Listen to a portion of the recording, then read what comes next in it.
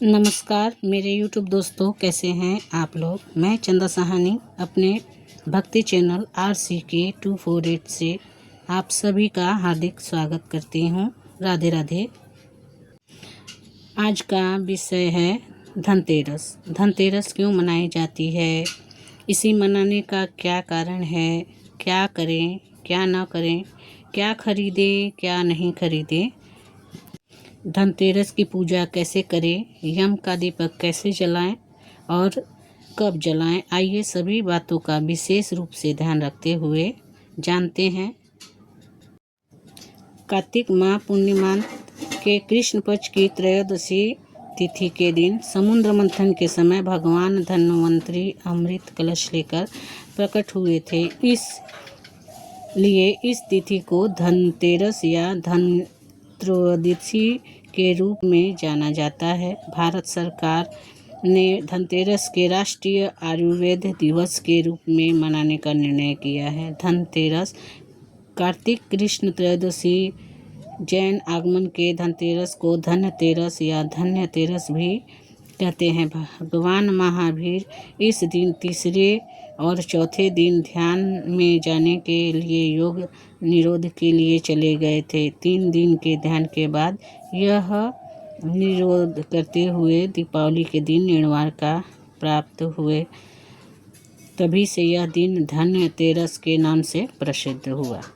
इसे छोटी दीपावली भी कहा जाता है कि छोटी दीपावली जिसे नरक चतुर्थी या रूप चौदस भी कहा जाता है, इसीलिए मनाई जाती है क्योंकि इसी दिन भगवान श्री कृष्ण ने नरकासुर नामक राक्षस का वध करके 16,000 कन्याओं को मुक्त कराया था। यह दिन अंधकार पर प्रकाश की जीत और पापों का नाश करने का प्रतीक है। इस दिन यमराज की पूजा करके अकाल मृत्यु से मुक्ति पाने का कामना भी किया जाता है।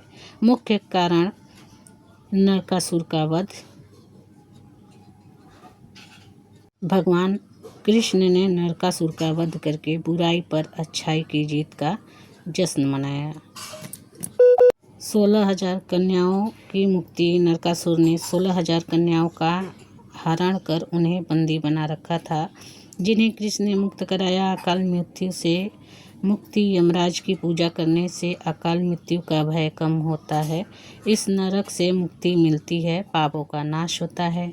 इसी दिन सूर्योदय से पहले उठन और स्नान करके भी परंपरा है, जिससे शरीर मन पाप से समाप्त हो जाते हैं। सौंदर्य और सकारात्मक रूप चौदस के रूप में इस दिन उपटन लगाकर स्नान करके शारीरिक सौंदर्य और सकारात्मक बढ़ती है। धनतेरस मुख्य रूप से भगवान धन्वंतरी के प्रकट होने और भगवान कुबेर की पूजा के रूप में मनाया जाता है, जो स्वास्थ्य और धन समृद्धि का प्रतीक है। इस दिन को धन का साथ साथ स्वास्थ्य को भी महत्व देने के लिए वाले दिन के रूप में मनाया जाता है। धनतेरस पर साफ बर्तन, सोना, चांदी, अन्य वस्तुएं खरीदना भी शुभ माना जाता है और यमराज को प्रसन्न के लिए शाम को यम का दीपक जलाने की भी परंपरा है। धनतेरस मनाने का मुख्य कारण भगवान धन्वंतरी के दूर करने वाला माना जाता है। धनतेरस की पूजा कैसे करें।